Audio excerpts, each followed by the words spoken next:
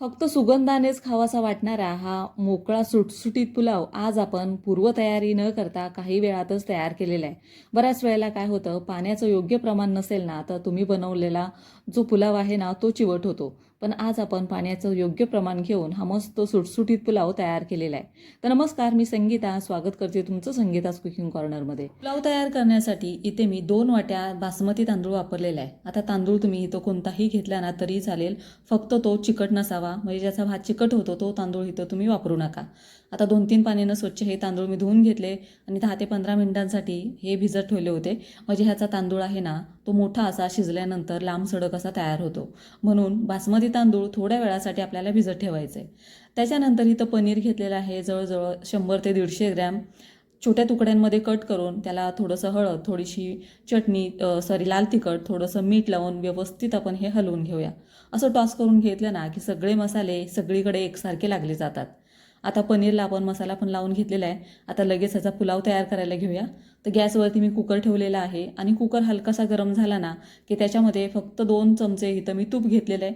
तुपाऐवजी तुम्ही इथं तेलाचाही वापर केला तरी पण चालेल. आता तूप जर तुम्ही घालत असाल तर जास्त तूप गरम करू नका.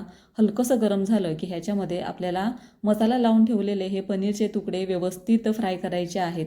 तर व्यवस्थित फ्राय करून झाल्यानंतर लगेचच मी ह्याच कुकरमध्ये जवळजवळ 2 ते 3 चमचे परत तूप घेतलेलं आहे. तूप गरम झालं की लगेचच आपण ह्याच्यामध्ये काही साबूत गरम मसाला घालायला घेऊया. तर मी इथं घेतलेला आहे 1 वेलची, शाही वेलचीचा मी इथं वापर केलेला आहे. त्याच्यानंतर 3 ते 4 लवंगा घेतलेल्या आहेत, 3 ते 4 मिरं वापरलेलं आहे, 1 इंच दालचिनी, 1 तेजपत्ता, त्याच्यानंतर 1 छोटा चमचा जिरं, 1 छोटा चमचा मोहरी आणि 10 ते 12 कढीपत्त्याची पानं टाकलेली आहेत.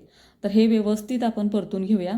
आता लगेचच आपण एक मीडियम साईजचा कांदा बारीक उभ्या आकारामध्ये मी इथं कट करून टाकलेला आहे. साध्या सोप्या पद्धतीनं आपण ही बिर्याणी तयार करतोय, अजिबात जास्तीचा वेळ लागत नाही. तर कांदा पण व्यवस्थित हलकासा लालसर होईपर्यंत आपण हा चांगला परतून घेऊया. थोडासा लालसर झाला की ह्याच्यामध्ये एक पिकलेलं टोमॅटो घालायचं आणि ते पण चांगलं आपण परतून घेऊया. पिकलेलं टोमॅटो चांगलं परतलं की ह्याच्यामध्ये 1 चमचाभर अद्रक लसूणची पेस्ट मी इथं टाकली आणि अद्रकचा लसूणचा कच्चेपणा जाईपर्यंत हे पण आपण चांगलं परतून घेतलेलं आहे. आता इथे मी फक्त 2 वाट्या तांदूळ घेतलेला आहे आणि त्याच्यापासून मी इथं बिर्याणी तयार करते.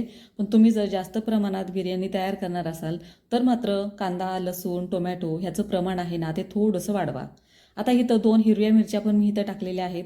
त्याच्यानंतर सुक्या मसाल्यामध्ये चवीप्रमाणे आपल्याला लाल तिखट घ्यायचं आहे, धना पावडर 1 चमचा, जिरा पावडर 1 चमचा, 1 चमचा काश्मीरी मिरची पावडर, कस्तुरी मेथी मी इथे घेतलेली आहे, अर्धा चमचा हळद.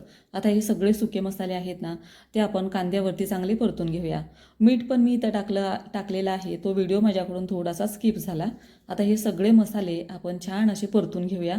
मसाले चांगले परतले की ह्याच्यामध्ये घालायच्या आहेत भाज्या.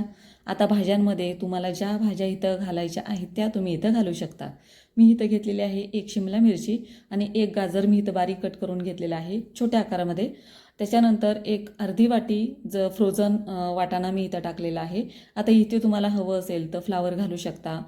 त्याच्यानंतर बीन्स पण तुम्ही इथं घातली तरीही चालेल. तर हे सगळे आहेत ना, बीटाचा तुम्ही इथं वापर केला तरीही चालेल. थोडंसं टाकलं ना की जो आपण पुलाव तयार करतोय त्याला रंग खूप छान येईल. आता हे सगळं हलवून घेऊया. मस्त भाज्या आहेत ना ते थोड्या वेळासाठी आपण चांगल्या ह्याला वाफ देऊया. तर थोड्या वेळासाठी आपण ह्याच्यावरती झाकण ठेवूया.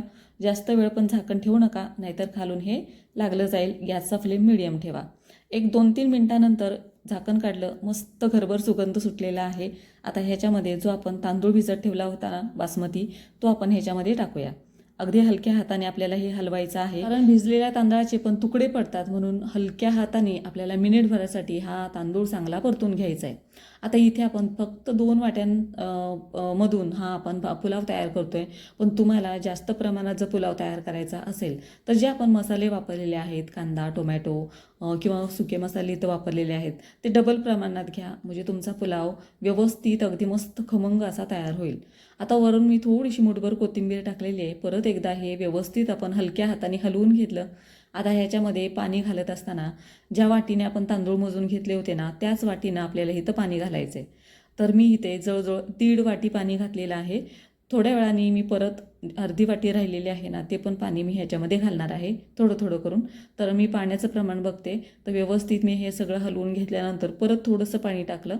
आता जवळजवळ मी 2 वाट्या पाणी इथं टाकलेलं आहे. वरून थोडंसं परत एकदा पाणी टाकते. बरोबर 2 वाट्या मी पाणी इथं घेतलेलं आहे.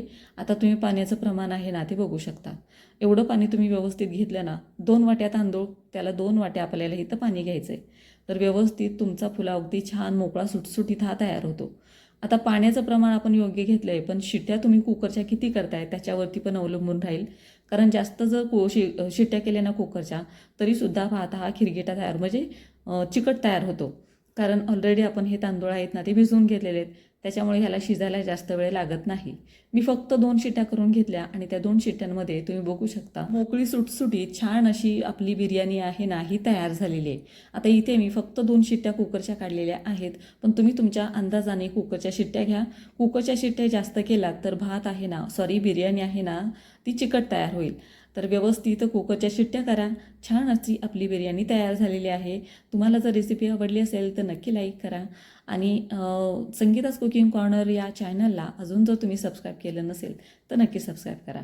चला तर मग पुन्हा भेटूया अशा छोट्याशा रेसिपीबरोबर. तोपर्यंत खात राहा, मस्त राहा.